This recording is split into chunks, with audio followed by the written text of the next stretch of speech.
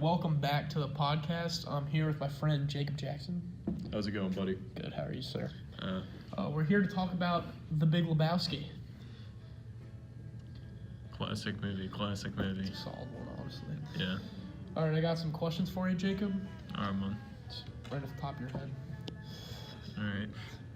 What do you think about the dude is so attractive to the viewers, and why do you think people keep coming back to watch it?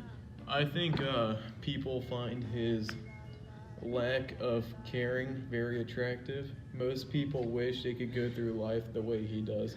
My man, he will drink White Russians in the middle of the day, do yoga on a rug, and just not have a care in the world. He goes bowling at night, plays. Yeah, he doesn't work hard, but he plays hard, and I appreciate that from him. And I appreciate that too. Wonderful man. In your opinion, why do you think everybody should be like the dude? Well, he's the type of guy that doesn't worry about something if it doesn't bother him, and I just think that's what a lot of people in the United States need to do. We try and get ourselves in other people's problems, but if it doesn't bother us, why should we care? You just gotta mind your own business sometimes. Yeah, exactly. Do you yourself relate to the dude in any way? Spiritually. Really? Yeah. I feel like I can't say I'm the dude because I have to try. But if I could, I would. That's a dream life.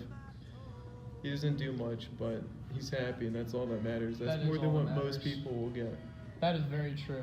Yeah. Happiness takes you a long way. Yeah. Very long way. Is there any quotes to represent this movie?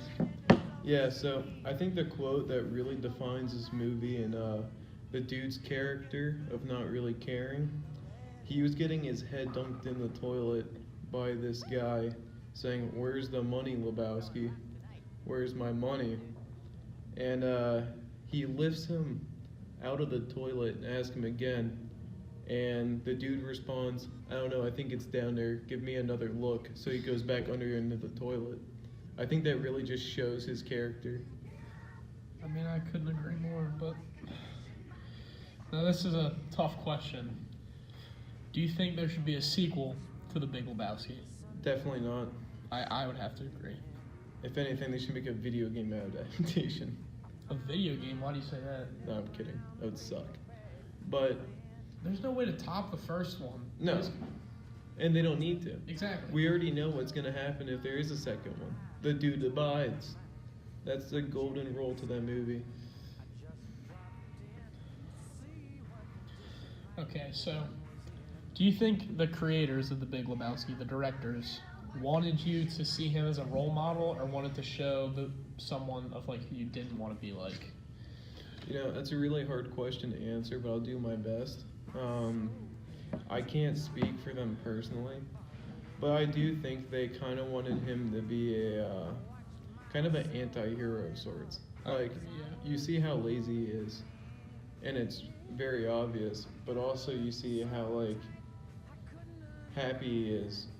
And I think, like, the quote, "ignorance is bliss," really shows through in this movie. Sure. All right, I got one last question for you. Are there any movies to you that relate to The Big Lebowski? Yeah, for me, I think the movie Kingpin. Great movie. It's a bowling movie, so it has to relate. Oh, absolutely. But also, my opinion, I think Superbad. Superbad? Yeah, because I think that both of these movies are, like, not just locked into one generation. Like, there's not really many references besides maybe the George Bush, the old, like, George Bush Sr., right? Oh, yeah. Yeah. Besides him, it's not really culture, like, locked down to one time period. And so, same as Superbad. That movie, I guarantee, like, 10 years later, high schoolers will still be watching it because it will still be the same. I mean, the phones are out of date. But besides that, it's not really referencing the current time it's in. Wow. Well, thank you for being on today's podcast, Jacob. It's been a wonderful Was it a 5-minute minimum or maximum?